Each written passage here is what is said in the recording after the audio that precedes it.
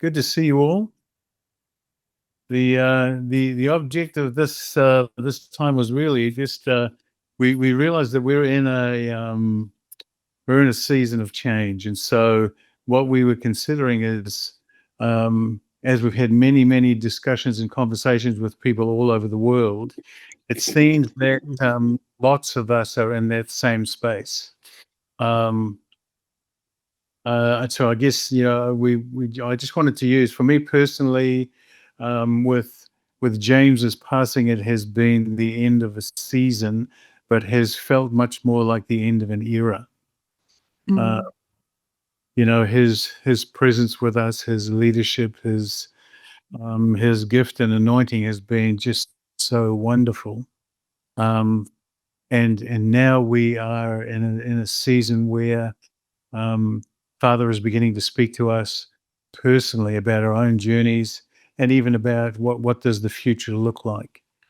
So that's really the nature of our conversation. We've entitled it "New Wine" because we realize that in this season it's also a time for where Father is beginning to pour out new things to us, new revelation, new understanding, new challenges. Um, and for many of us, there are um, really the season of moving into a whole new um, time of life, even.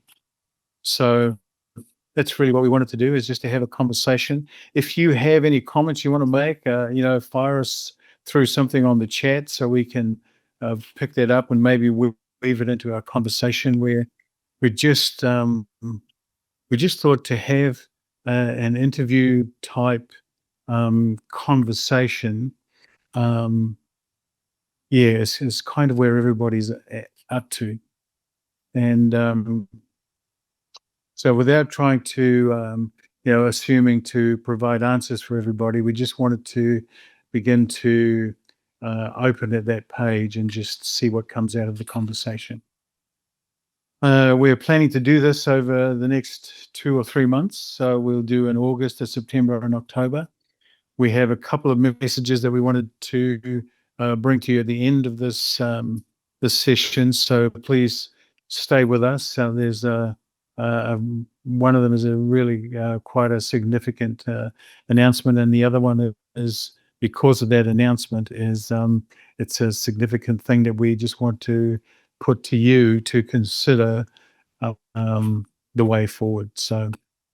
Um, Without saying too much more, I'm going to hand over to Shannon, who also is not here. She's in South Carolina, so we're here, there, and everywhere tonight. So Good morning. It's morning here. I know it's evening some other places, but it's you can look out my window. Look how the sun is rising. It's going to be a great day. Yeah, so Frank and I've been chatting this last year. And to be honest with you, it really began at the beginning of the year. It was just something in my heart that I'm sure we're all familiar with letting things go. Um, I think it's just something that happens continuously in our lives. It's not a one-time occurrence. And it just felt like in the beginning of the year that some of the old stuff is, even more old things are going to be let go and new things are coming. But I want to be very, I'm feeling very, I have a few thoughts that are babbling in my head that, over the last few weeks, but I don't want to put too much of a structure on it because, there's always the beauty of mystery. So we can all learn to come together and talk about it, to be honest with you. But yeah, so it's really, I've just been thinking, even for today, of just really letting go, to say letting go of the old wine, letting go of the things that it's just time. For me, sometimes it can take a little bit, and then I'll say, "Oh yes, it's time." But really, with the letting go, it comes into a place where you really want to grasp the new, but you can't. It's almost like you can't hold on to it. You can't hold on to it until you kind of go like this, and you're letting it go. So what is there is in front of you, and you can hold it lightly. You can receive it. You can become, so I to guess say. she's still holding it. Yes, I am. But the thing is there's a Is moment. this a freeze right across the? Yes. Can everyone still hear me? Can I get a nod?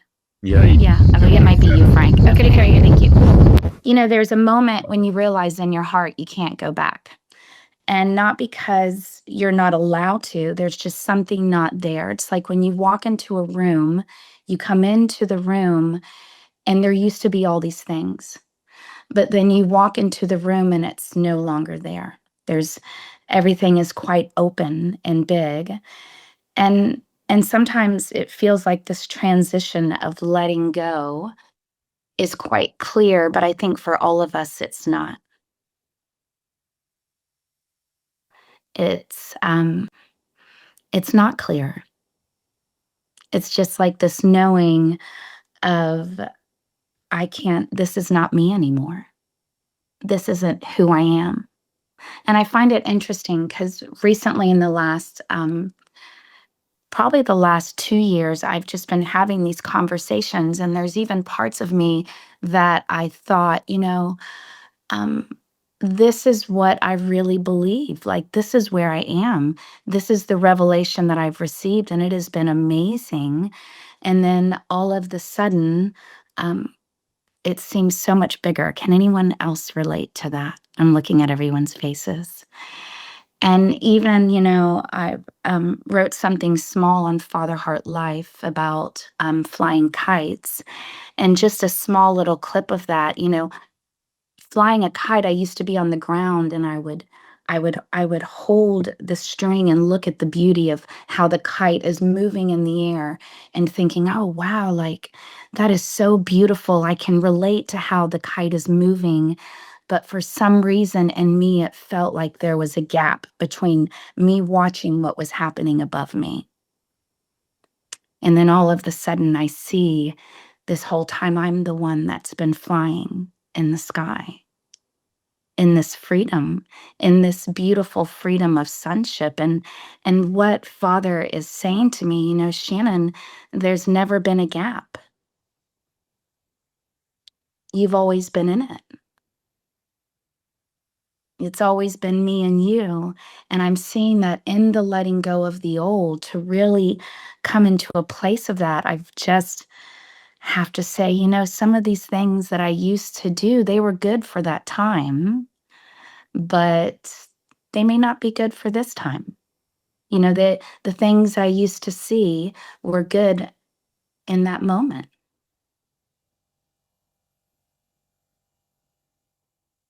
And so, in a sense, I feel like too that this Zoom is an invitation. I feel like over the next few months, it's going to be an invitation for us to come in together, as a family, come in together for what is new, the new thing. The new thing, I think there's also like there's an anticipation. Um, and so I just want to encourage you as we sit today, as we're sitting there, um, to know that how it used to progress and happen may not look like that anymore. One of the things we just recently did in this image conference, and I saw a few people there, a few people online. And one of the things about letting go of the old and coming into the new is there's a place where we can dream again. And what if all the questions in our heart that have been lingering for a long time, the what ifs, the beauty of dreams, the things that love has poured so deeply into your heart, maybe things from long ago, what if these things are here now.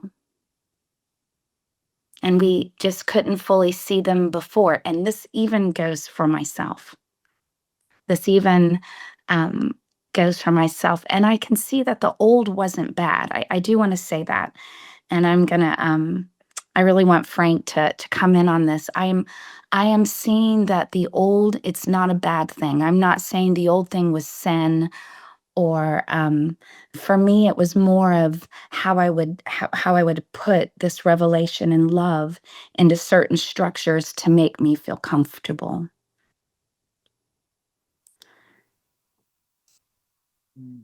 The old stuff wasn't bad, it was actually quite beautiful.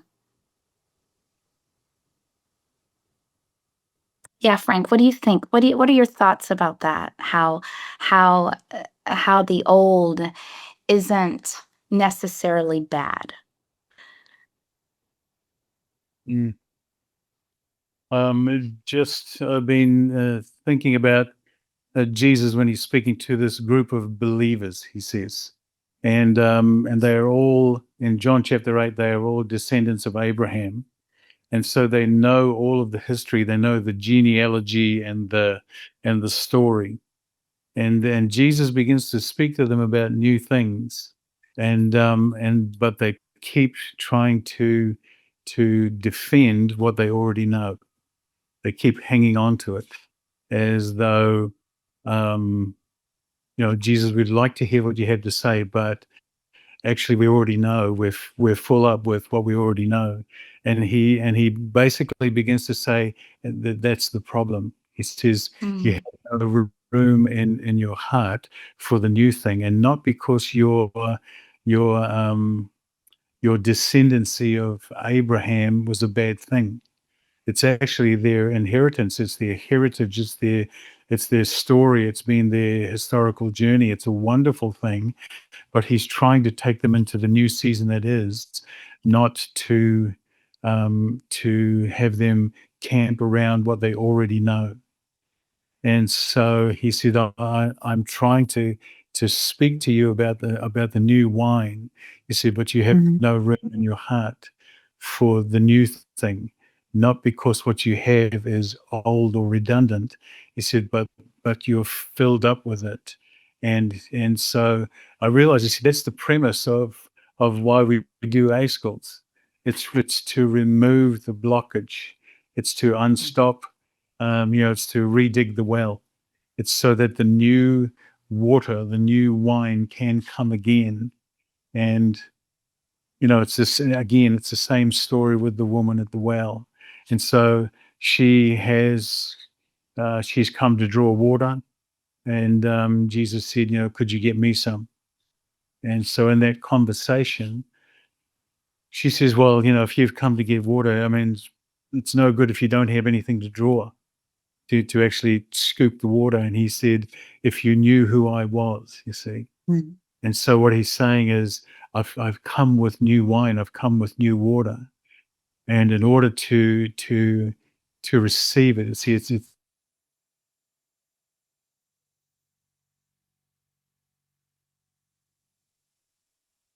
that you will not thirst again.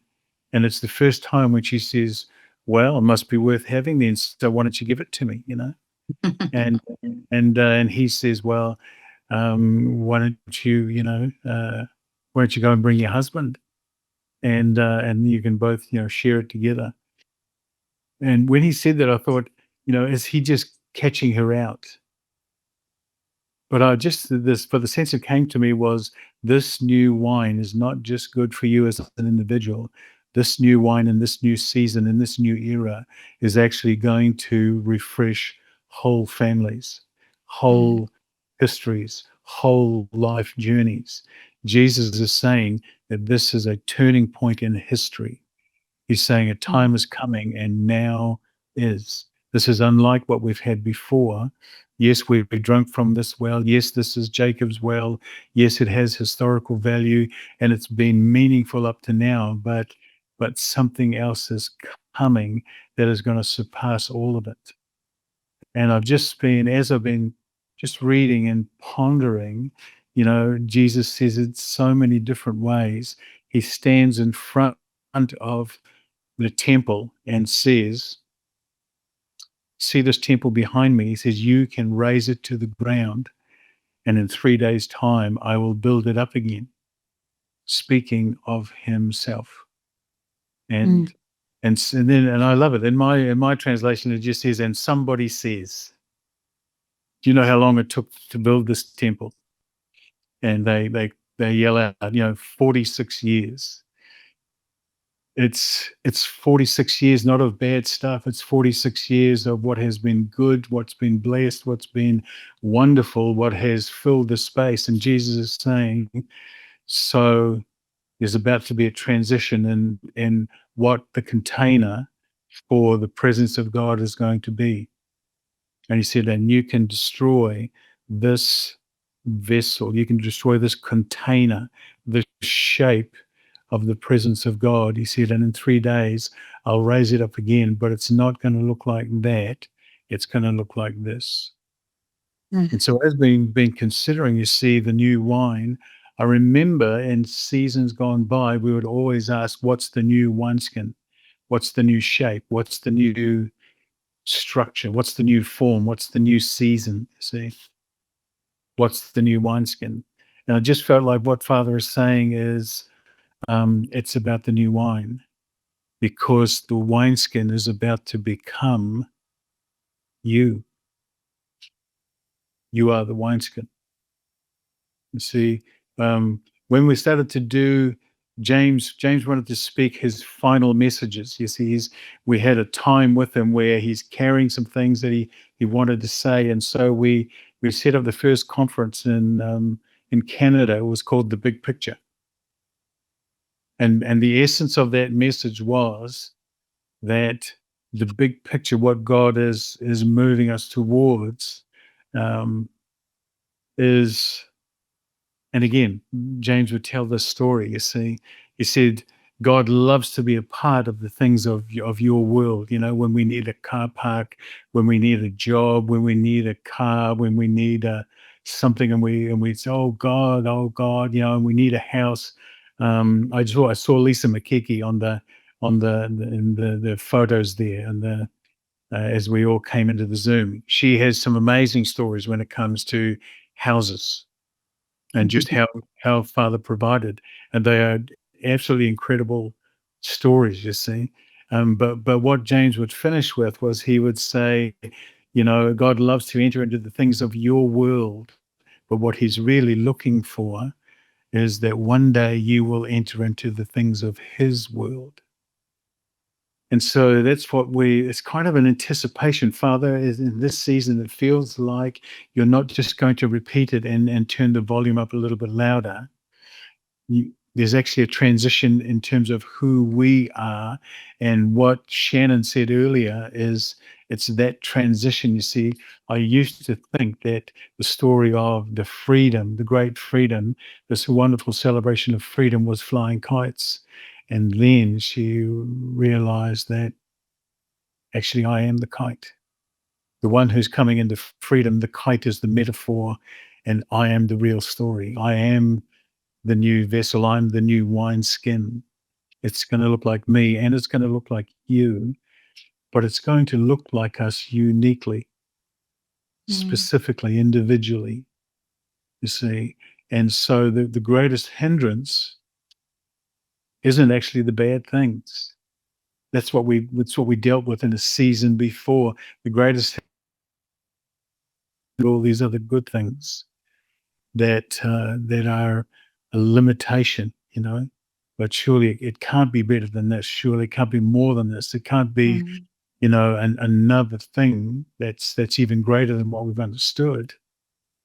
And so, I was talking with somebody just recently, see, about um, Abraham and Sarah, and so here you have a couple who have an incredible historical journey, and they come to a point where God begins to speak to them about having a child.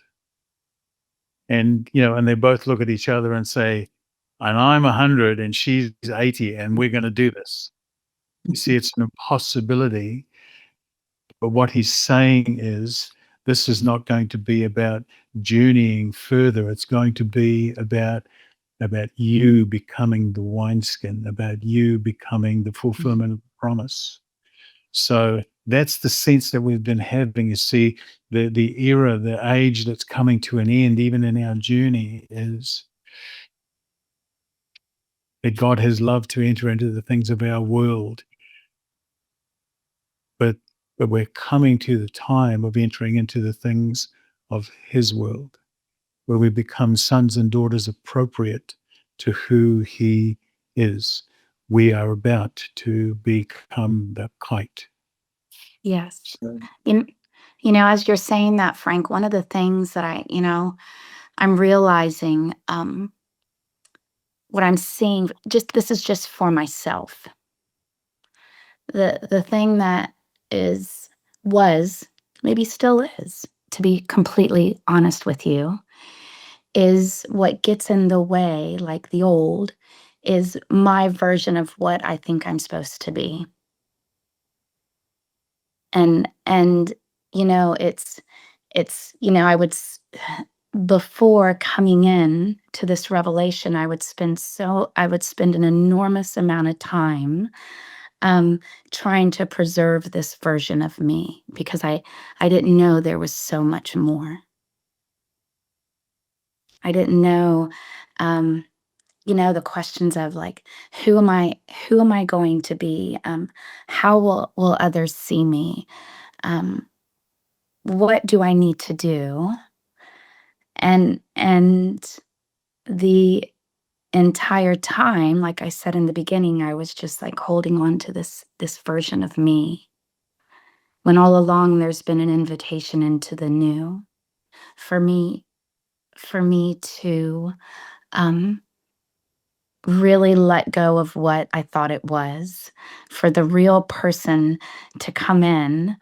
um and and it was interesting, because it kind of parallels with, like, surrendering. Like, I used to think when I would have to surrender to something, we talk about surrendering, letting go. Um, I thought I would lose a part of who I was.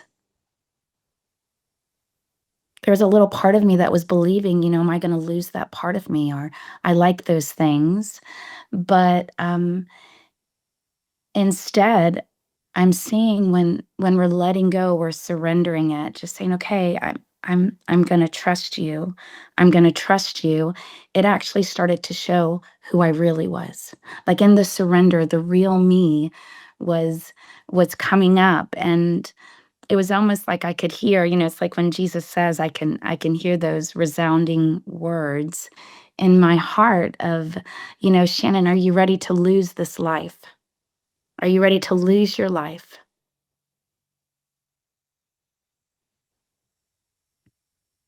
Are you ready to lose it? And and uh, maybe um maybe it's not, it's not a negative thing. I don't have to get rid of everything I've been, but at the same time, I don't have to hold myself together, because when you realize, you come into a place that he is the one that's holding you.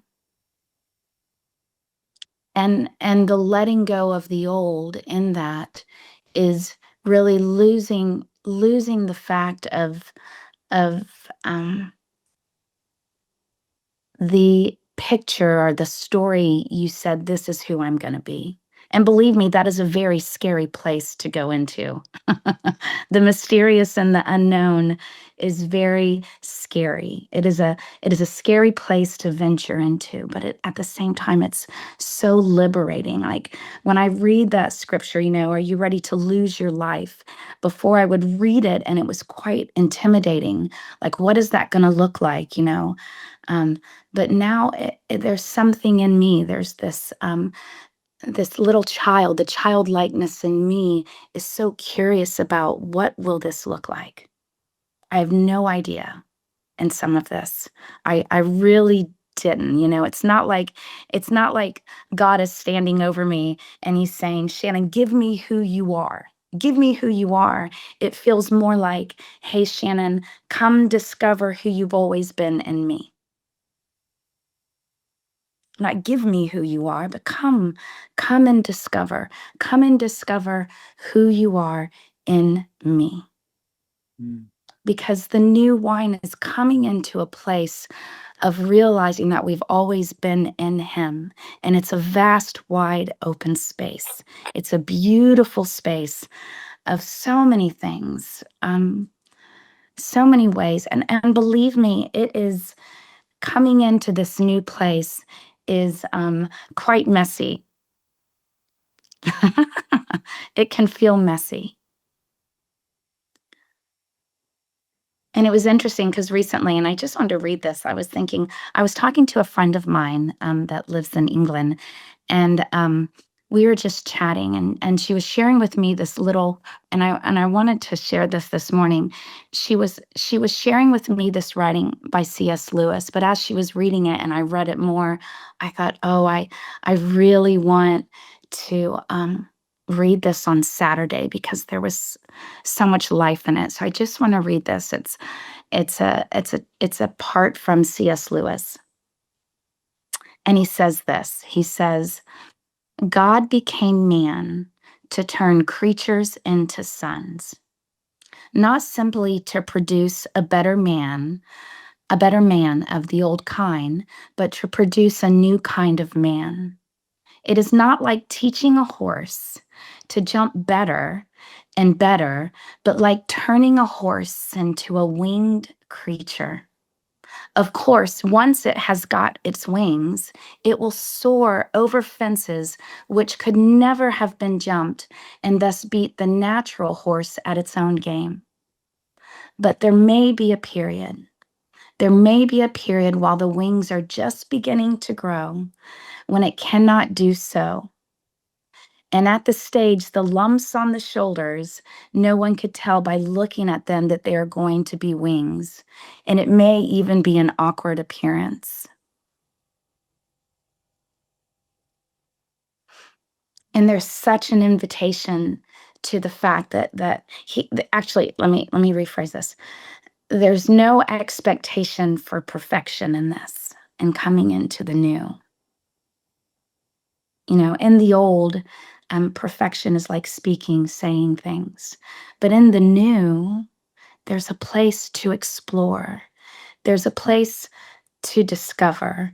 There's a place to see the knots on your back where the wings are starting to form that may feel awkward, that may feel different, but actually it is quite beautiful. And there is a beauty of you becoming your authentic self. There is, there's a time to forget the former things. There is forget the former things and let's let those things go because there's a new thing. I'm doing a new thing. And I just want to kind of stop here. But also in that, with the forming of who we are becoming, what is happening, there's a real place where contemplation and sitting, and I was talking to Frank the other day, and I said, it's almost like a contemplative nest.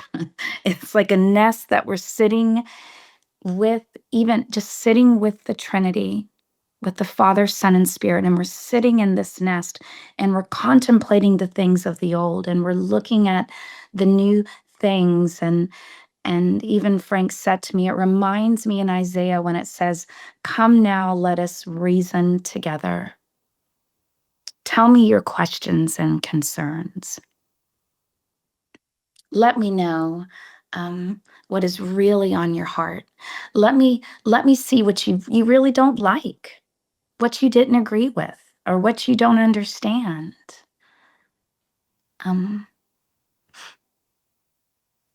I want to know you. It's actually quite beautiful, this conversation. But it's a real place of discovery. Yes, that discovering of um, who you've always been. Mm.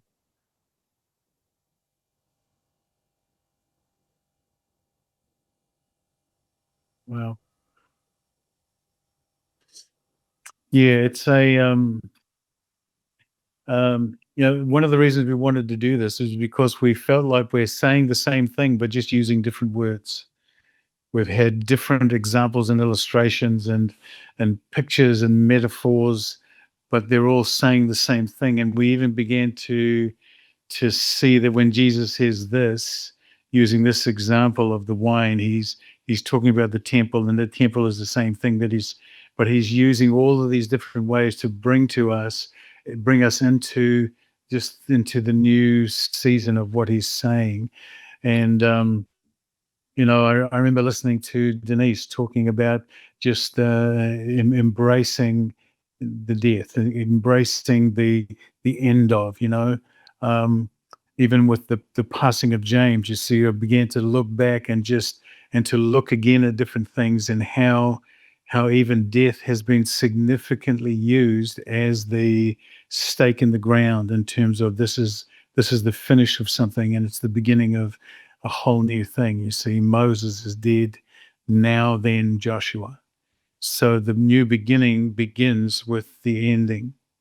And so, we've wanted to dive into the new, but there's some discovering of what the hindrance is, what has been the holdback.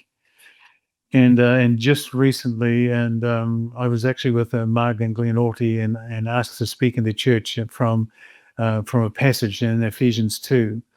And just recently, I felt like Father asked me a question that gave me real insight into that passage that I spoke on probably maybe a year or two ago.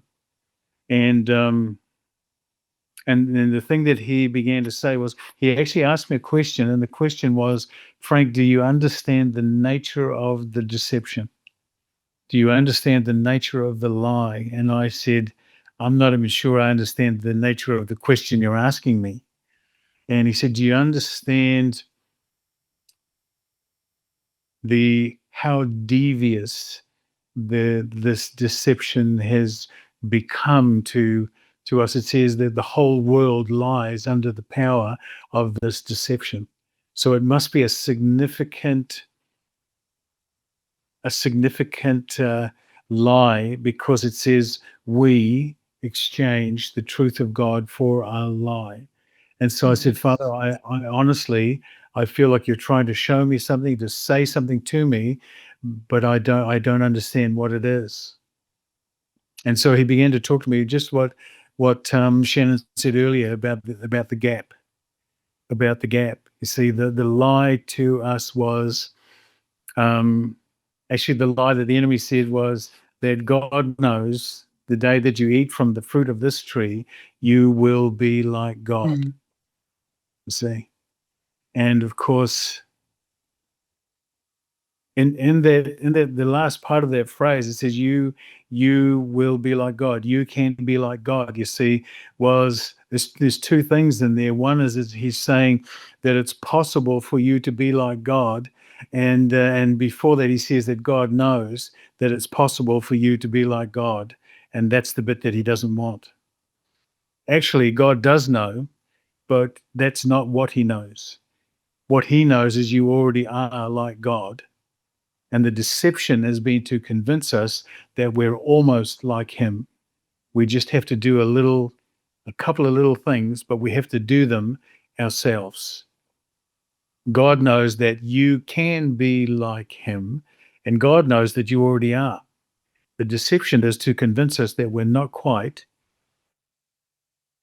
So I think what Frank was saying was the deception is that we have not arrived. We're not there yet. Just a little bit more. There's just a little bit more that we need to do, and we can finally come into this sonship. And that is the deception. That is the deception to that. And I was just kind of finishing your statement, Frank, because we lost you for a moment. But and you're on mute. There you go. I was just Okay. saying the deception is that we haven't arrived. Yeah. And so, I'm with Glenn and Marg Orty in Melbourne, and I'm speaking at church on Ephesians chapter 2. And the strongest verse that I'm aware of is verse 8, that says, by grace are you saved through faith, and not of Mhm. yourselves, it is the gift of God. And that sounds all very full and complete to me. But when I read through the first 10 verses, verses 5 and 6 actually says, I'll go back to verse 4. It says, but God, who is rich in mercy, because of his great love with which he loved us, even when we were dead in trespasses, made us alive together with Christ. And it says again, by grace you have been saved. And then it says in the following verse, he hasn't just made us alive together with Christ by grace. It says he has raised us up together and made us sit together in the heavenly places in Christ Jesus. And all of a sudden, I realized that what he's saying here in Ephesians 2 is there is no gap. He's saying if Mhm. you reckon yourself to be dead, you also at the same time reckon yourself to be alive in him, not still hanging on the cross, not standing at the foot of the cross, but being raised from the dead and being seated at the right hand of the Father. And that's why that statement that James made, you see, God loves to come into the things of your world, but what he's waiting for Mhm. is for us to enter into the things of his world, which we can only do when we are seated in him. Mhm. And I thought, you see, he's already done it. It's already fulfilled. It's already finished. Um, but somewhere in my thinking, the hindrance has been that I'm saved by grace through faith and not of myself. It is the gift of God. And so I have positioned myself standing at the foot of the cross. What must I do to get all the way back to heaven? What must I do to come all the way home to the Father? And the answer is nothing, apart from to believe that in Jesus, the same grace that saved me is the same grace that raised me, is the same grace that seated me in him. And so if Jesus has brought me to the Father, the only thing left is for the one who knows intimately the heart of the Father, and that is the Spirit of the Father, to take me from that place. And Jesus says, and now I have to leave, but I will send to you another, and he will lead you into all things. For what is it that knows the heart of a man but the spirit of a man? And what is it therefore that knows the heart of God but the spirit of God? And he will take you the rest of the way into the deeper parts of the love of the Father, the heart of the Father, the life of the Father. So that's the season, that's the era, that's the place that I Mhm. believe we're in, you see, and all of it then means that what Jesus said about the temple is about to happen, and not just because it's Jesus who is gonna be the new temple, but you are. You are about to become the temple filled with the Spirit of the living God, because that's what the Son has done. He's brought you back completely to the right hand, to the bosom of the Father.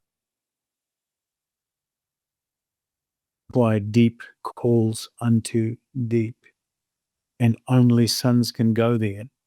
But you can only go there if there's room in your heart, because we have some great testimonies of things that have happened up till now, but it has not entered into the hearts or the minds of men the things that God has in store, that 100-year-old man and an 80-year-old woman are about to give birth to a son who represents the stars of the heavens. And your fruitfulness, your inheritance shall be like the sands of the sea, like the stars of the heavens. And here Mhm. comes your first fruit. And it happens at an impossible time to a couple who cannot make this happen. And so I realized that that's the nature of the new era. We all have an inkling as to what James Jordan is doing now. He's just doing the same things he used to do here. He's just doing it without a kite. But he's flying, he's climbing, he's probably leaping from mountaintop to mountaintop and loving every minute of it. But Yes. that's the invitation in the heart of the Father, you see, to empty yourself, to make room, because I'm about to pour out my Spirit. And this is not just the continuing story, it's the beginning of a new era. And the new wine is what is going to make the difference. It's not how good we've been with the old wine, how well we've stewarded it or managed it, or we're very carefully poured it out. You see, this is what Jesus uses as the largest container at the wedding to fill with the most water. And this water was designed for every traveler. It was supposed to be for the washing of their feet. But he fills these jars because they're the largest jars that they have. And these jars are for whosoever will, whoever comes, whoever will drink of this will never thirst again. You see, this is a new wine. He's saved the best for last. And this is that day. Like Shannon said, it's an invitation. It's an invitation. It's the same thing Jesus said to the woman at the well. If you knew who I was, if you, like the sons of Issachar, understood the times and what Israel should do, he said, then you would ask me and I would give you new wine. But the new wine is for you. You are the vessel. So I was thinking as you were sharing, Frank, of just thinking about Paul, and as you're saying that, like you said earlier with Denise, it is an invitation. It is a time to let go, to find that place of letting go. Like Paul says, he says, for you have died, but now your life is hidden in him. For you have died, for now your life is hidden in him. And then he goes on to say, it is no longer that I live, but Christ that lives in me. But what's beautiful when I hear Paul say that, so when I hear Paul talking about really just about the letting go and the realization that that it is him, you can see that Paul doesn't disappear. Like, it's who he really is doesn't disappear. He's just becoming fully Paul. And when I see myself, when I look at myself in the invitation of letting go and dying, it's not that Shannon's going to disappear. I'm just going to be fully me. Like, it is an invitation of becoming fully, authentically, beautifully yourself, and you are you. And Paul's personality wasn't erased by being in Christ. It was probably quite fun. Like, I can't wait to meet Paul's personality. I mean, we read about it, but I can't. But the freedom, and earlier I said it doesn't have to be perfect. It's quite beautiful when it's messy. But the thing is that you are coming in to you. And letting go of that old wine was those structures and those systems of making us feel safe. And there was a time for that. And Father knew that we needed that to feel secure. He wasn't like disappointed or didn't think that's where we needed to be. He knew exactly, like Frank said, he came into our world and he said, I understand these things make you feel okay. I understand that these things make you feel better, and I'm going to help walk with you, and we're going to sit down and we're going to reason together, and we're going to look at these things together. And as we come in to who I fully am, you will fully see yourself. Yeah. And Isaiah, so, he says the same thing, doesn't he? Arise, shine, for yes. your light has come, and the glory Mm, of the Lord is risen upon you. And it's this wonderful thing of the humility of God, is that he's choosing mm. to reveal who he truly is through you. And the whole of creation is waiting for the same thing, for this wonderful glory of God to be revealed in you, and the uniqueness of it, the beauty of it, the dynamic of it, and the Mm. the generosity of it, and the kindness of it. And nobody can be that in the place where you are, you see. Nobody can replace it. Nobody can counterfeit it. It's the reality of who he is in you.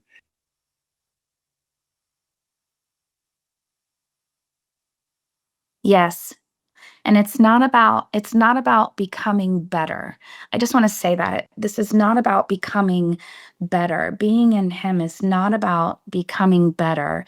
It is coming into the new, being brought into the fullness.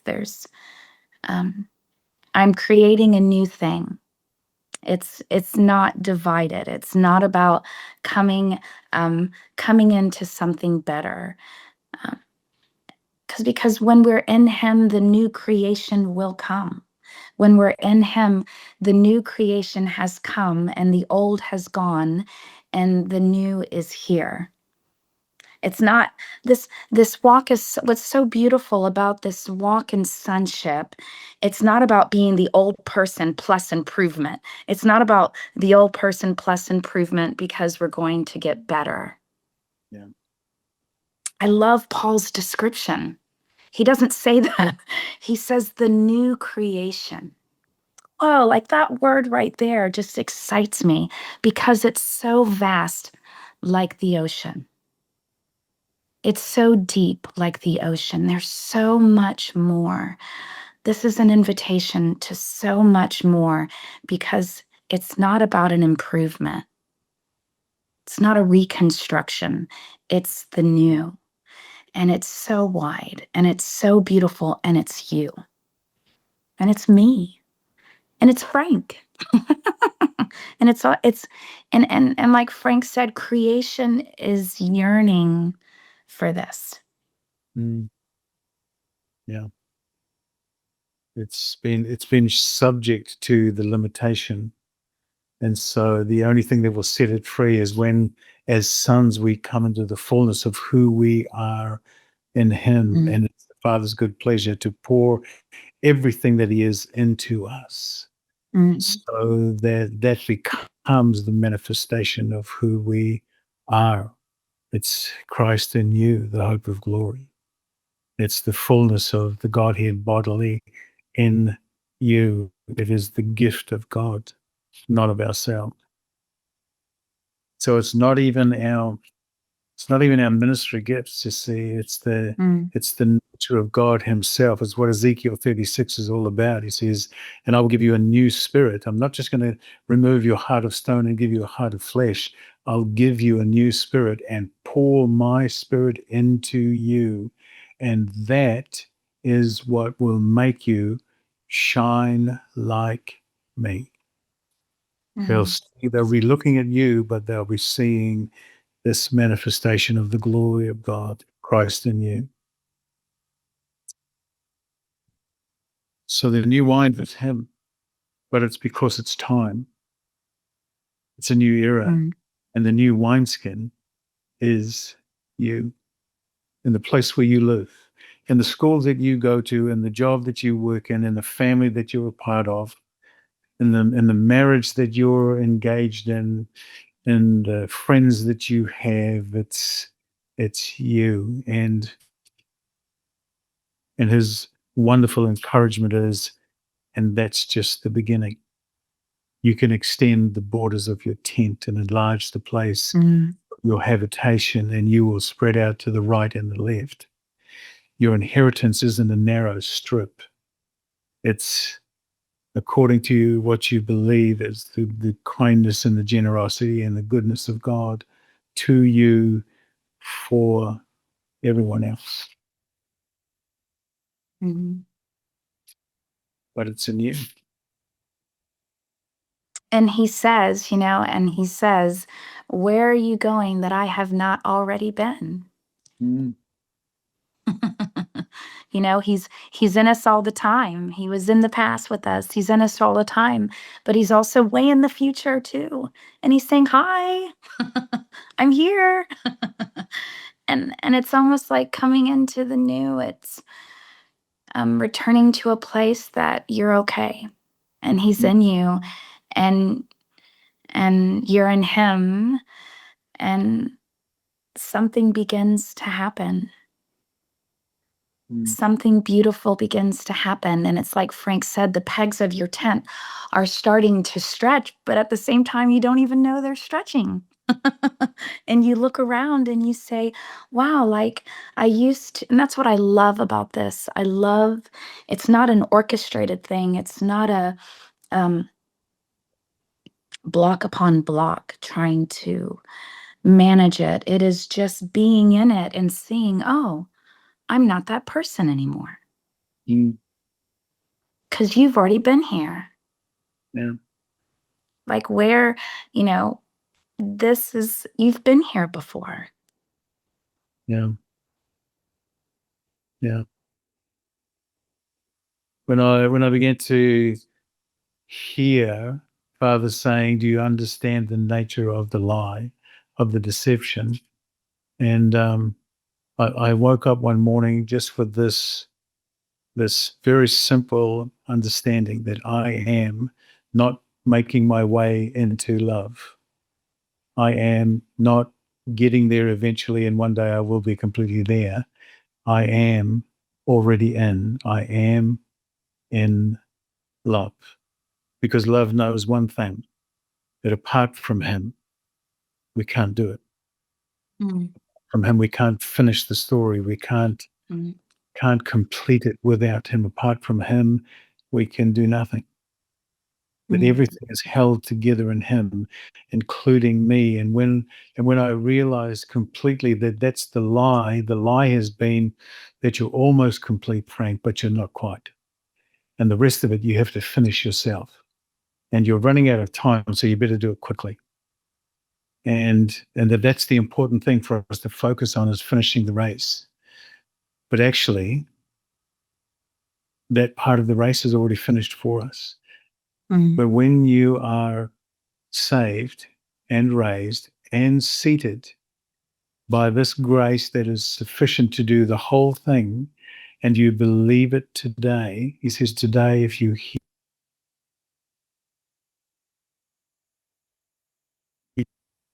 today, to the thief, he says, you will be with me in paradise. Today doesn't mean the next 10 years or the next 3 schools or the next 4 weekends.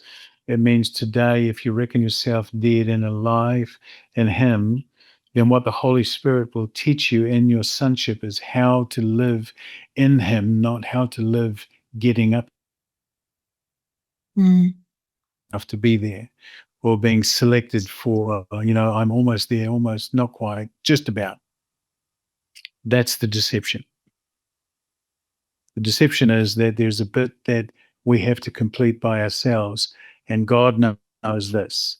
You can't. He also knows that in Him you already are the image of God. And so what we don't know is we've lost whatever is the memory of who we were in the very beginning.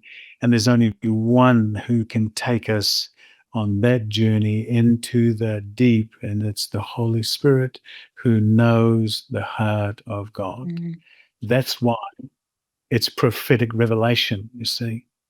Only the Spirit of God knows before the creation of the world and what the intention of the heart of the Father is for us now into the future, into our destiny and our, not just our future, but our present today. mm, That there are good works that have been created in advance for us to walk into, not to have to prepare and build and make ready. They're already there in Him and they're made ready. for the son and for the daughter that we already are. Mm. And the promises of God, it says, are yea and amen. And it's the faithfulness of God, you see, that's completed the journey for us, made it all ready for the revealing of the sons of God. And that's his gift, that's his kindness, that's his generosity. And that's the nature of who he is as our Father. And he promised, I will not leave you without. I will not leave you without comfort, not just because you need comfort, but because I am the God of all comfort. I will not leave you without me. Mm. You see? But in him, all things are possible. In him, we are not just a worldly, earthly ancestry. We are divinely sons and daughters born of the Spirit of God. And that's our sonship. In Hebrews 12, it says, and how much more should we not listen to the Father of our spirit and live? This is not just the end of a season, Mm. it's almost as though many of us have been experiencing a winter. Doesn't really matter about the climate, but we've been experiencing a winter where things have died, or they're buried, or we know that there's life happening underneath there, but we just haven't seen it yet. It's under 3 feet of snow. It's under the cold. It's been in hibernation. But that again, that's his heart. And in the Song of Songs, he says, "My beloved spoke and said unto me, Rise up, my love, my fair one, and come away, because the winter is past. The rains are over and gone, and the flowers appear in the earth. The time for the singing of birds has come. Spring is here, but it's here in spirit, not just in climate, not just in seasonal weather change. It's here in terms of the season of God, where he's awaiting the time where we will enter into his world to become sons appropriate to who our Father is. Talking Frank about the more, I was just thinking about that when Jesus is talking about he talks about that the kernel of wheat that falls to the ground and dies. That single thing, it's just a single seed of the letting go of something, but once it does, it produces many seeds. It's so much bigger. It's so much more. It's it is the letting go. Yeah. If that seed will fall, then more will come. And it's interesting because you're just talking about being in him, so you're coming into a realization that you've always been in him.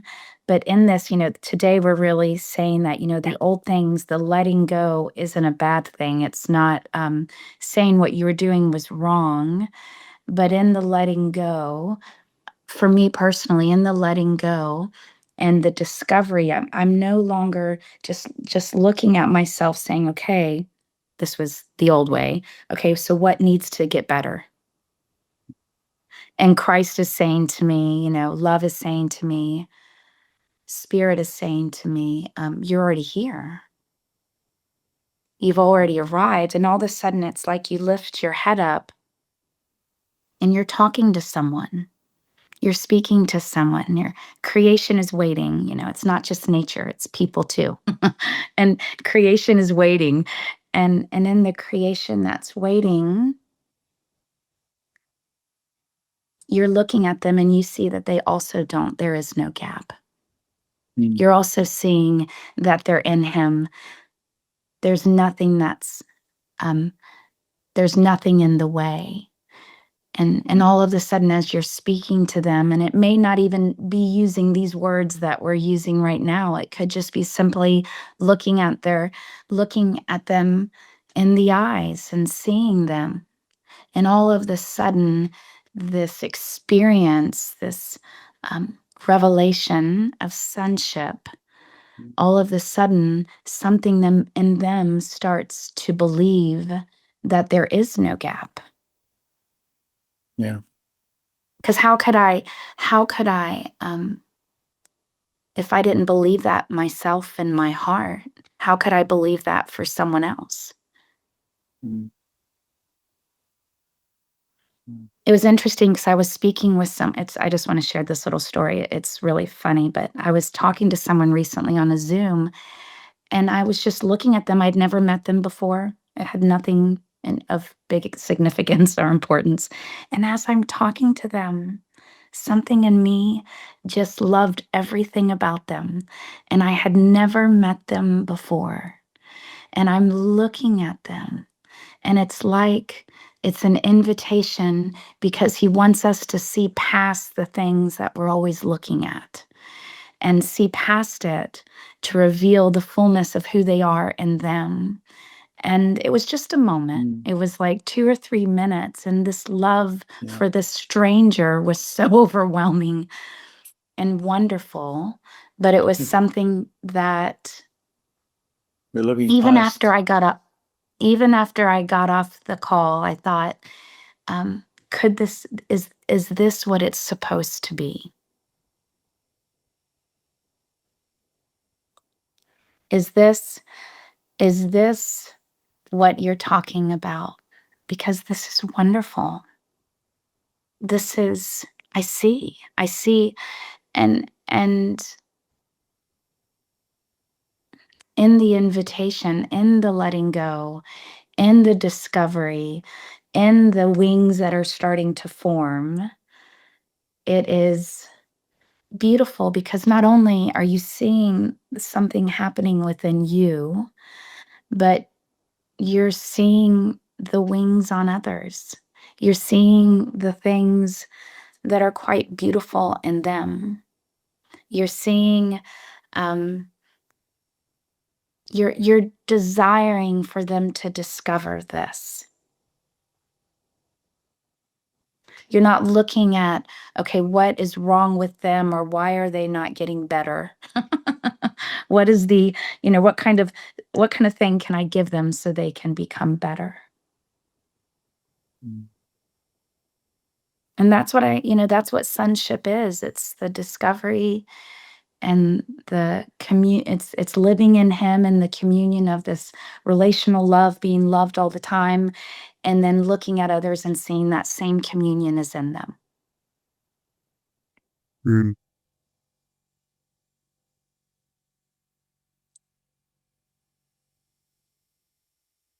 Well, you can see why we want to do this over the next couple of months, because, like Shannon said, this has been a conversation we've been having over the last year, and but it's really just become alive in us, and the realization that Father is inviting us to come further, to go deeper, and to enter into a new, not just a new season, but a new era of living in love.